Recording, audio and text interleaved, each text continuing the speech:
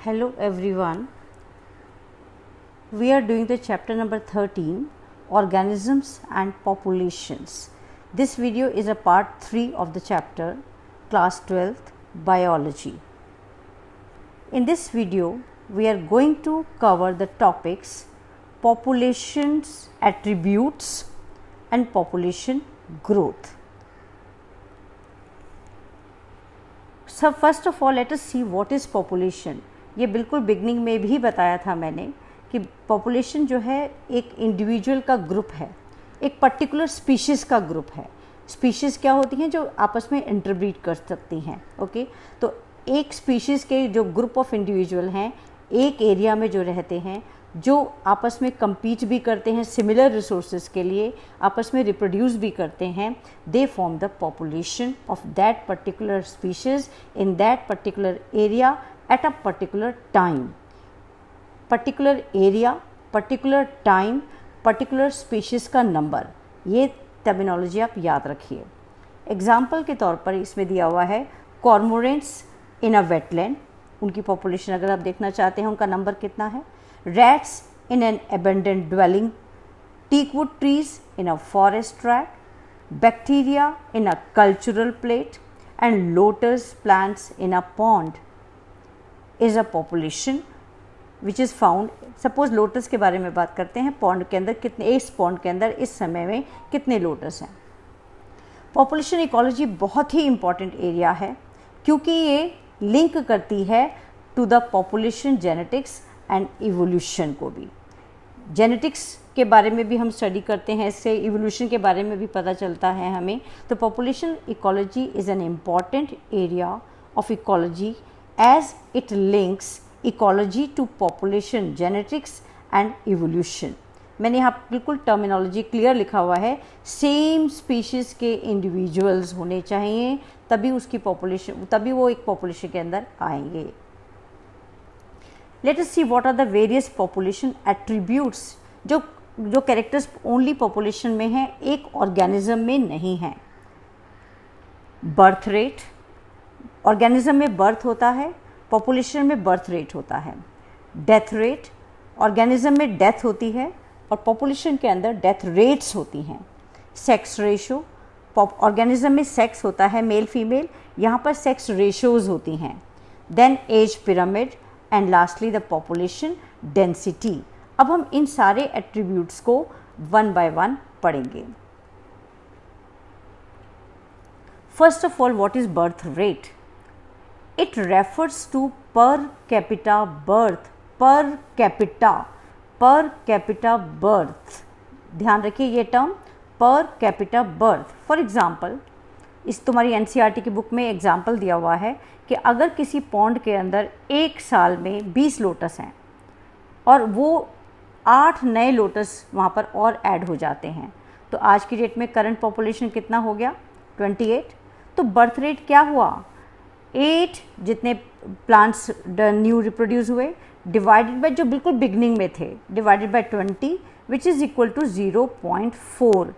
एक लोटस एक साल में 0.4 नए लोटस बनाता है। तो पर कैपिटा बर्थ हो गया। पर लोटस कितनी बर्थ होती है? That is called as the birth rate. Now death rate, इसी तरीके से टर्म याद कर लीजिए, per capita death, per capita deaths. Okay, जैसे कि एक लेबोरेटरी के अंदर 40 फ्रूट फ्लाइज हैं और उनमें से 4 इंडिविजुअल लेबोरेटरी में हर वीक मर जाते हैं, तो उसकी डेथ रेट क्या हुआ? कितने इंडिविजुअल मरे? 4 डिवाइडेड बाय कितने थे लेबोरेटरी में? 40 which is equal to 0.1 individuals per fruit fly per week. एक हफ्ते में एक इंडिविजुअल पर अगर हम देखें, एक फ्रूट फ्लाई पर देखें तो 0.1 इंडिविजुअल की डेथ हो जाती है। This is called as per capita death. Next attribute is sex ratio. जैसे कि मैंने तुमको बताया, एक इंडिविजुअल में मेल्स होते हैं, फीमेल्स होती हैं, सेक्स होता है, बट पॉपुलेशन के अंदर सेक्स रेशो होती है, यानी परसेंटेज कितना है। अगर किसी एरिया के अंदर 100 ऑर्गेनिजम्स हैं, उसमें से 60 फीमेल हैं, और 40 मेल्स हैं तो हम कहेंगे 60% जो है फीमेल्स हैं, 40% मेल्स हैं। This is the sex ratio. Very important now age pyramid, जिसमें ये पिरामिड बहुत इंपॉर्टेंट है। डायग्राम तुमको दिखाया गया है 1 2 3 डायग्राम्स इसमें दिखाए गए हैं। और इस एज पिरामिड में अब एक कोई पॉपुलेशन, एक जगह पर जितने भी इंडिविजुअल रहते हैं उसमें अलग अलग एज ग्रुप के ऑर्गेनिजम्स रहते हैं। कुछ ऐसे ऑर्गेनिजम्स होते हैं जो रिप्रोड्यूस नहीं करते हैं, बिल्कुल जस्ट उनकी बिगनिंग ऑफ लाइफ है, तो वो प्री रिप्रोडक्टिव फेज कहलाते हैं। एक ऐसे कुछ ग्रुप ऑफ ऑर्गेनिज्म है जो रिप्रोड्यूस करके न्यू ऑर्गेनिज्म बनाते हैं, वो रिप्रोडक्टिव फेज हो जाता है। और पोस्ट रिप्रोडक्टिव फेज के इंडिविजुअल भी होते हैं जो रिप्रोडक्शन ख़त्म कर चुके होते हैं, उनमें अब कोई रिप्रोडक्शन नहीं होता। जब हम इनको एक डिपिक्ट करते हैं in the form of a graph, in the form of a pyramid, then this is called as as pyramids.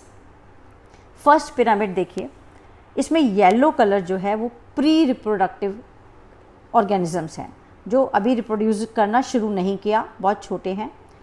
Blue colour के रिप्रोडक्टिव ऑर्गेनिजम्स हैं और पिंक कलर के पोस्ट रिप्रोडक्टिव ऑर्गेनिजम्स हैं। पहला देखिए, पहला डायग्राम के अंदर, पहले पिरामिड के अंदर जो प्री रिप्रोडक्टिव ऑर्गेनिजम्स हैं ना पॉपुलेशन में, वो ज़्यादा हैं। जब अगर प्री रिप्रोडक्टिव ज़्यादा हैं लेकिन रिप्रोडक्टिव थोड़ा सा उनसे कम, और पोस्ट रिप्रोडक्टिव और भी कम है, तो ऐसी जो पॉपुलेशन होगी वो ग्रोइंग होगी, क्योंकि प्री रिप्रोडक्टिव बहुत ज़्यादा हैं, वो आगे जाकर रिप्रोड्यूस ही तो करेंगे।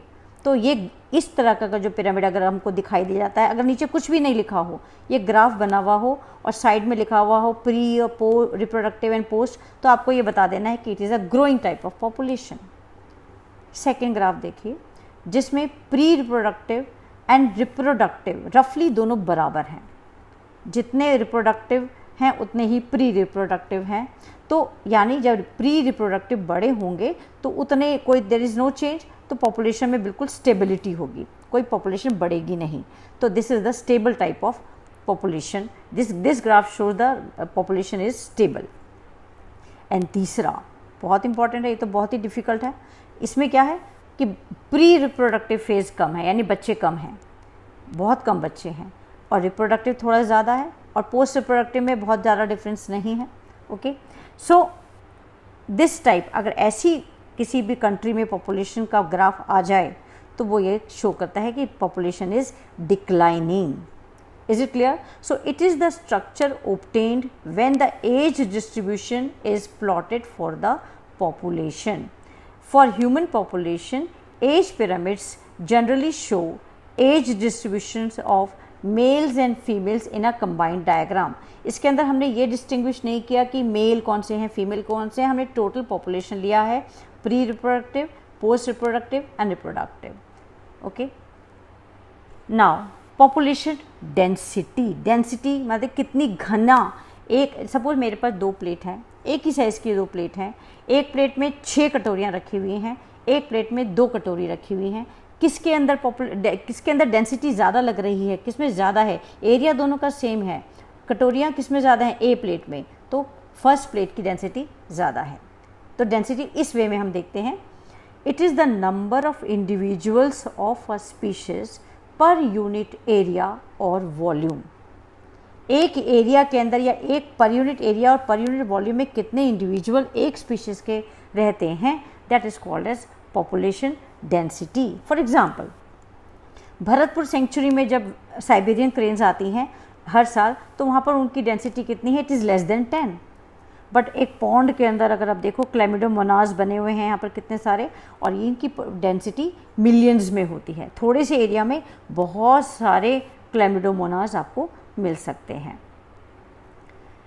पॉपुलेशन डेंसिटी को नंबर से तो नापते ही हैं, इसके अलावा अब एक एग्जांपल और देखिए, इसमें थर्ड पॉइंट पर आ जाइए, सीधा मैं थर्ड पॉइंट पर आती हूँ, परसेंट कवर और बायोमास। पॉपुलेशन साइज़ को हम मेजर कर सकते हैं परसेंट कवर में और बायोमास में भी। अब ये 2 एग्जांपल, पार्थेनियम एक प्लांट है, एक बेनियन ट्री है। अब एरिया दोनों ने एक जैसा कवर किया हुआ है, या हो सकता है बेनियन ट्री ने ज़्यादा किया हुआ हो, बट नंबर तो एक ही है, तो आप कैसे बताओगे कि किसकी पॉपुलेशन साइज़ ज़्यादा है? ओके, तो हम यहाँ पर परसेंट कवर और बायोमास से भी पॉपुलेशन साइज़ को देखते हैं। चाहे पार्थेनियम 200 हैं 200 प्लांट हैं, लेकिन बेनियन इतना ह्यूज है कि वो बहुत ज़्यादा एरिया को कवर करे रखा हुआ है, इसलिए परसेंट कवर और biomass is meaningful to show importance of banyan tree. तो यहाँ पर बहुत इम्पॉर्टेंट बेनियन ट्री की इम्पोर्टेंस बताने के लिए हमें परसेंट कवर या उसका बायोमास बताना भी इम्पॉर्टेंट है। अब हम पॉपुलेशन डेंसिटी को कैसे कैलकुलेट करते हैं। Total number is a difficult measure, बहुत डिफ़िकल्ट है कि हम हर एनिमल की पॉपुलेशन को हम कैलकुलेट करें या हम जाकर उनको काउंट करें। तो इसमें क्या करते हैं, हम रिलेटिव पॉपुलेशन डेंसिटी कैलकुलेट करते हैं। रिलेटिव पॉपुलेशन रिलेशन में रिलेटिव है ये कि अगर मैंने एक जगह पर एक नदी है, एक एरिया मैंने चुन लिया, वहाँ पर मैंने नेट डाल दिया मछलियों को पकड़ने के लिए। अब उस पर्टिकुलर एरिया में मेरे पास सपोज़ 100 मछलियाँ आ जाती हैं या 200 मछलियाँ उस नेट में आ जाती हैं, तो उसी से ही मैं उसमें थोड़े एरिया के अंदर बता सकती हूँ कि इसमें इन टोटल कितनी मछलियाँ पाई जाएंगी। तो रिलेटिव बता रही हूँ मैं, एग्जैक्ट नहीं बता रही हूँ। Without knowing absolute population density, हम एब्सोल्यूट नहीं बता रहे हैं, रिलेटिव बता रहे हैं। तो इसमें एग्जांपल है नंबर ऑफ फिश कॉट पर ट्रैप, एक ट्रैप में कितनी मछलियाँ पकड़ी गईं, ये हमारा रिलेटिव पॉपुलेशन डेंसिटी कैलकुलेट करने का तरीका है। ओके, यहाँ तो हमने फिर भी इंडिविजुअल को देख लिया, मछलियों को देख लिया कितनी मछलियाँ हैं, लेकिन कई बार हम किसी एनिमल को देखते ही नहीं, इनडायरेक्ट हम एस्टिमेशन करते हैं। जैसे कि कोई टाइगर है, टाइगर को तो हम जा के नहीं देखेंगे, सेंसस उसका करना कितना डिफ़िकल्ट है। तो टाइगर रिजर्व्स में जो टाइगर का सेंसस किया जाता है वो उनके पैरों के निशान, पग मार्क्स और फीकल मैटर, उनका जो वेस्ट मटेरियल पड़ा होता है इधर उधर, उनके नंबर को काउंट करके हम बता सकते हैं कि इस एरिया में अब टाइगर कितने दिख रहे हैं। ओके, तो हम इसमें इनडायरेक्ट एस्टिमेशन हम ले रहे हैं। एक तो हो गया ह्यूमन पॉपुलेशन, अगर हम देखते हैं, हम अपनी पॉपुलेशन को काउंट करते हैं तो हम एक एक जगह जा के एक एक व्यक्ति की करते हैं, एब्सोल्यूट पॉपुलेशन डेंसिटी कैलकुलेट करते हैं। दूसरा तरीका है रिलेटिव पॉपुलेशन डेंसिटी कैलकुलेट करके हम पॉपुलेशन बता सकते हैं। तीसरा है इनडायरेक्टली हम भी पॉपुलेशन की डेंसिटी को कैलकुलेट कर सकते हैं। Next we come to population growth. The population size changes depending on the factors। Population का साइज एक जैसा तो नहीं रहता, वो चेंज होता रहता है। और ये किसके ऊपर डिपेंड करता है, खाने पर, फूड अवेलेबिलिटी पर, प्रीडेशन पर और वेदर पर। ये तीनों डायग्राम इसमें दिखाए गए हैं। वेदर के में इसमें क्लाउड्स दिखाए गए हैं, रैबिट जो है फूड के ऊपर बैठा हुआ है, और एक एनिमल दिखाया है कैट जो कि रैट को खा रही है। तो प्रीडेशन के ऊपर, प्रीडेशन का कितना प्रेशर है, फूड अवेलेबल है या नहीं, वेदर कंडीशन कैसी है, इनके ऊपर पॉपुलेशन साइज डिपेंड करता है। Changes in population density give some idea about the population, whether it is flourishing और whether it is declining. Population growth जो है उसके 4 बेसिक प्रोसेस हैं जिसकी वजह से वो फ्लक्चुएट करती है। एक एरिया में पॉपुलेशन कभी भी एक जैसी नहीं है, वो फ्लक्चुएट कर रही है। तो कौन से ऐसे 4 बेसिक प्रोसेसेस हैं जिसकी वजह से पॉपुलेशन डेंसिटी फ्लक्चुएट करती है। पहला है नटैलिटी, नटैलिटी बी से दिखाया गया है। दूसरा है मॉर्टैलिटी, दूसरा है मॉर्टैलिटी जिसको डी से दिखाया गया है। तीसरा इमिग्रेशन आई से दिखाया गया है। चौथा है एमिग्रेशन जो ई से दिखाया गया है। Natality is a birth rate, it is the number of birth in a population during a given period, कि कितने पैदा हो रहे हैं, बर्थ रेट है ये। Mortality is a death rate, it is the number of deaths in a population during a given period. देखिए बच्चे, रेट वर्ड जहाँ भी आएगा उसमें टाइम की बात करना है। Given period time, okay. तो बर्थ पर during a particular time, death during the particular time, that is called as the natality and the mortality. Immigration यानी एक एरिया के अंदर कितने इंडिविजुअल एंटर कर रहे हैं, नए इंडिविजुअल आ रहे हैं। It is the number of individual of same species that have come from the habitat from elsewhere, कहीं और से आ गए हैं एक पर्टिकुलर टाइम पर। एमिग्रेशन जो यहाँ से जा रहे हैं, छोड़ के जा रहे हैं, हैबिटेट को चले गए हैं एक पर्टिकुलर टाइम में। तो ये 4 प्रोसेसेस हैं जिसकी वजह से पॉपुलेशन की ग्रोथ फ्लक्चुएट करती है। अब हम देखते हैं ये चारों फैक्टर्स कैसे फ्लक्चुएट करते हैं पॉपुलेशन की डेंसिटी को। पॉपुलेशन डेंसिटी को n से दिखाया है। नर्टेलिटी एंड इमिग्रेशन दोनों से पॉपुलेशन की डेंसिटी बढ़ती है। प्लस प्लस के निशान लगाए गए हैं, B प्लस I प्लस, यानी ये पॉपुलेशन की डेंसिटी को बढ़ा रहे हैं। मॉर्टेलिटी एंड एमिग्रेशन दोनों पॉपुलेशन की डेंसिटी को कम करते हैं। यहाँ पर D माइनस E माइनस दिखाया गया है।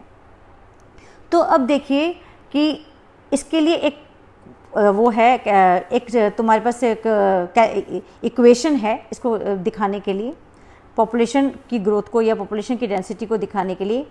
यहाँ पर NT लिखा हुआ है, NT+1, एक NT लिखा हुआ है, यानी पॉपुलेशन का density at a particular time T, particular time T पर पॉपुलेशन की डेंसिटी कितनी है।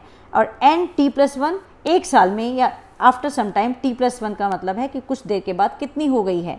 तो NT+1 is equal to NT, यानी population density at a particular time, plus bracket के अंदर B+1, B+I minus D+E, B+I and D+E इन दोनों का minus. This is the equation which shows the population density at a particular time. Then its density time at T+1 is NT+1 is equal to NT plus bracket के अंदर B+I minus D+E।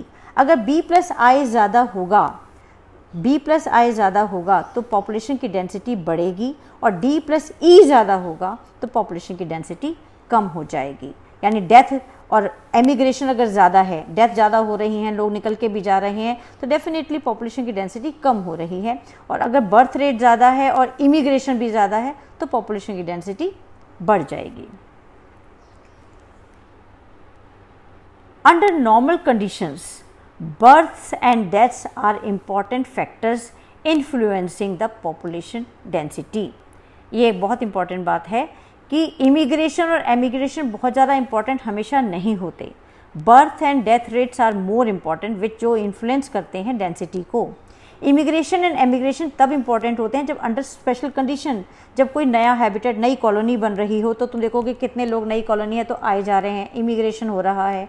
और emigration जब होगा जब बहुत ज़्यादा लोग ज़्यादा हो गए, जैसे कमला नगर एरिया है सपोज, वहाँ पर बहुत ज़्यादा लोग इकट्ठे हो गए रहने के लिए, तो वो वहाँ से निकलना शुरू हो जाएंगे। For colonising new habitat immigration होगा, may be more significant to the population growth than the birth rate. Okay, next आ जाइए, ग्रोथ को हम देखते हैं मॉडल्स की फॉर्म में। देयर आर, यहाँ पर हम 2 मॉडल्स के बारे में पढ़ेंगे, exponential growth model and logistic growth model. Okay, exponential growth कब होती है पॉपुलेशन की एक एरिया के अंदर? जब रिसोर्सेज अनलिमिटेड हों, बहुत ज़्यादा खाना है, बहुत ज़्यादा स्पेस है, आराम से लोग ग्रो हो रहे हैं, पॉपुलेशन ग्रो हो रही है। Okay, so this is the exponential growth. If the resources are unlimited, each species shows its full innate potential to grow in number। पूरी पोटेंशियल से वो ग्रो करना शुरू कर देते हैं। जैसे कि इसमें एक पैरामीशियम की दिखाया है कि एक प्लेट में पहले एक ही था और 6 दिन के अंदर देखिए कितनी ज़्यादा ग्रोथ होगी, क्योंकि यहाँ पर बहुत ज़्यादा रिसोर्सेज हमने खाना पीना सब कुछ दे दिया है जो इसको ग्रोथ के लिए चाहिए। इसको एक्सपोनेंशियल ग्रोथ को ज्योमेट्रिक फैशन ग्रोथ भी कहा जाता है, ज्योमेट्रिकली ग्रो कर रही है ये। ओके, इफ पॉपुलेशन, अब इसकी इक्वेशन एक बार देख लेते हैं, क्या इक्वेशन है और ग्राफ कैसा है। एक्सपोनेंशियल ग्रोथ और लॉजिस्टिक ग्रोथ दोनों का ग्राफ दिखाया गया है। जो रेड कलर का ग्राफ है वो एक्सपोनेंशियल ग्रोथ को दिखाता है, जे शेप, यानी keep on growing, increasing increasing, ये जे शेप ग्रोथ होती है। और इसकी इक्वेशन क्या है इसको कैलकुलेट करने के लिए एक्सपोनेंशियल ग्रोथ को? It is equal to dn/dt is equal to Rn। Graph के साइड में लिखा हुआ है dn/dt is equal to Rn। What are these terms now? B is, suppose if the population size is n, birth rate is B, death rate is D, then the increase और decrease in population, क्या बढ़ेगी या घटेगी population, उसको हम show कर रहे हैं dn/dt से। So dn/dt is equal to b minus D, यानी birth rate minus death rate multiply by n, जो पॉपुलेशन साइज शुरू में था। b माइनस डी को हमने ले लिया r के बराबर, एक r टर्म है, एक अल्फ़ाबेट है r, स्मॉल r से हम दिखा रहे हैं। अभी बताते हैं क्या है ये, what is r, dn/dt is equal to rn। Okay, what is r? r is the intrinsic rate of natural increase. ये वो रेट है जिसमें नेचुरली कोई भी ऑर्गेनिज्म ग्रो करता है, intrinsic rate of natural increase. जैसे कि एक ऑर्गेनिज्म दिया हुआ है नॉर्वे रैट, उसकी आर की वैल्यू है 0.015। फ्लोर बीटल जो आटे में पाई जाने वाली बीटल है वो 0.12 उसकी आर वैल्यू है। और human population in India in 1981 उसकी आर वैल्यू थी 0.0205। ये एक नंबर्स हैं, एक डाटा है जो आप याद कर लीजिए। The r is an important parameter for assessing. क्यों है ये पैरामीटर? क्योंकि ये हमें बताता है कि बायोटिक और एबायोटिक फैक्टर किस तरह से पॉपुलेशन की ग्रोथ को अफेक्ट कर रहे हैं। ओके, तो आर इज़ वेरी इंपॉर्टेंट। ये जो जे शेप कर्व है ये हमको एक्सपोनेंशियल ग्रोथ के बारे में बताता है। अब इसी जो इक्वेशन हमने अभी पीछे देखा, dn/dt is equal to rn, इसको एक लिखने का एक और तरीका है, the integral form of exponential growth equation. ये इसकी इंटीग्रेशन में जो हम मैथमेटिक्स में पढ़ते हैं, कैलकुलस जिनको पता है वो इसको इस तरह से लिख सकते हैं, nt is equal to NOE raised to the power RT. What is NT? NT is a population density after time t. NO population density at time 0. R intrinsic rate of natural increase. E is a natural logarithm जो आपको पता है 2.71828 है। Is it clear? यह बस आप याद कर लीजिए, डोंट गो इनटू डिटेल, इसके लिए कोई कैलकुलेशन भी नहीं आता है हमारे पास, बस you must know that this is the integral form of exponential growth equation. Okay, now we come to the logistic growth. Logistic growth तब होती है, ये देखिए ये लॉजिकल है, वेरी वेरी लॉजिकल है कि कभी भी पॉपुलेशन वो ग्रो नॉन स्टॉप नहीं कर सकती, कुछ कोई तो है जो उसको रोकेगा। There must be some competition, और जो फिट ऑर्गेनिज्म होंगे वो सर्वाइव करेंगे और अनफिट ख़त्म हो जाएंगे। तो लिमिटेड रिसोर्सेज जो है हो जाते हैं, ऑटोमेटिकली हो जाते हैं, कंपटीशन उनमें होने लगता है। अगर हमारे पास लिमिटेड रिसोर्सेज हैं, अनलिमिटेड नहीं हैं, तब पॉपुलेशन की ग्रोथ जो होगी वो लॉजिस्टिक होगी। जो एक्सपोनेंशियल ग्रोथ थी वो तब थी जब अनलिमिटेड रिसोर्सेज थे, लेकिन लॉजिस्टिक ग्रोथ तब है जब हमारे पास लिमिटेड रिसोर्सेज हैं। ओके, अब अभी हम रिसोर्सेज की बात कर रहे हैं लिमिटेड। तो एक जगह पर कितने इंडिविजुअल एक समय में रह सकते हैं, ये उसकी कैरिंग कैपेसिटी कहलाती है। के कैरिंग कैपेसिटी के, समझ में आया? ग्राफ देखिए, एक्स एक्सिस पर टी है, वाई एक्सिस पर पॉपुलेशन डेंसिटी n है, और एक ब्लैक डॉट वाली लाइन लगी हुई है जो पैरेलल टू एक्स एक्सिस जा रही है। This is the maximum number of individual of particular organism which can live in that area. This is called as the carrying capacity. Carrying capacity, okay. In nature a given habitat has enough resources to support a maximum possible number. बहुत अच्छा, एक habitat के अंदर खूब अच्छा resources होते हैं जो एक मैक्सिमम नंबर को वो होल्ड कर सकते हैं। भाई इतने लोगों को मैं पाल सकता हूँ, इसके बाद मैं नहीं पाल सकता, वो that is called as the maximum number is called as the carrying capacity. और लॉजिस्टिक ग्रोथ का जो ग्राफ होगा वो होगा सिग्मॉइड शेप, या एस के आकार का होगा। अल्फ़ाबेट एस जो होता है उसकी शेप का लॉजिस्टिक ग्रोथ का कर्व होगा। और आगे चलिए डिटेल करते हैं इसको। अब इसके ग्राफ के बारे में पढ़ते हैं। जो ग्राफ बी है वो लॉजिस्टिक ग्रोथ को दिखाता है। इसको हम एक और भी क्या नाम दिया है, वर्ल्ड्स पर logistic growth. world's per logistic growth. A population with limited resource show, जब जिसमें लिमिटेड रिसोर्सेज हैं उस समय जो ग्रोथ हो रही है वो ग्रोथ शुरू में तो बिल्कुल लैग फेस होगा कि भाई नहीं, थोड़े थोड़े इंडिविजुअल पैदा हो रहे हैं, बहुत कम ग्रोथ हो रही है, फिर धीरे धीरे उनका नंबर बढ़ना शुरू होता है, phases of acceleration and then the deceleration, फिर थोड़ा रुकावट आने लगती है, थोड़ा फिर से कम होने लगता है और फिर एसिम्प्टोट हो जाता है, बिल्कुल कैरिंग कैपेसिटी तक वो पहुंच जाता है।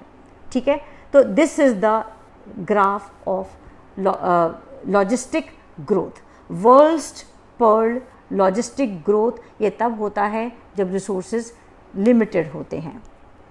अब इसकी इक्वेशन देख लीजिए, वर्स्ट पर लॉजिस्टिक ग्रोथ की इक्वेशन देखिए, dn upon dt is equal to r n, bracket के अंदर k minus n divided by k। What is n? Population density at time t।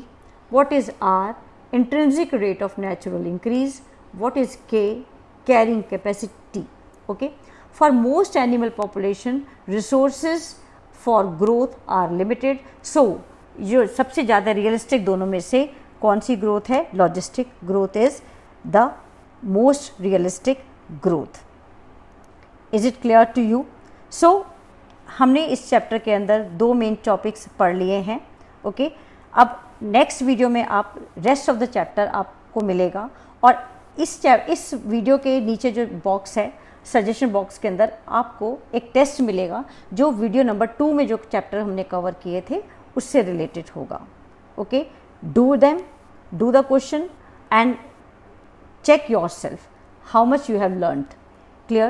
So thank you for staying with me, and I think I want you all to spend only not more than 20 minutes, quality 20 minutes. I want your quality 20 minutes. Okay, so stay with me for the next video, wait for my next video, and thank you.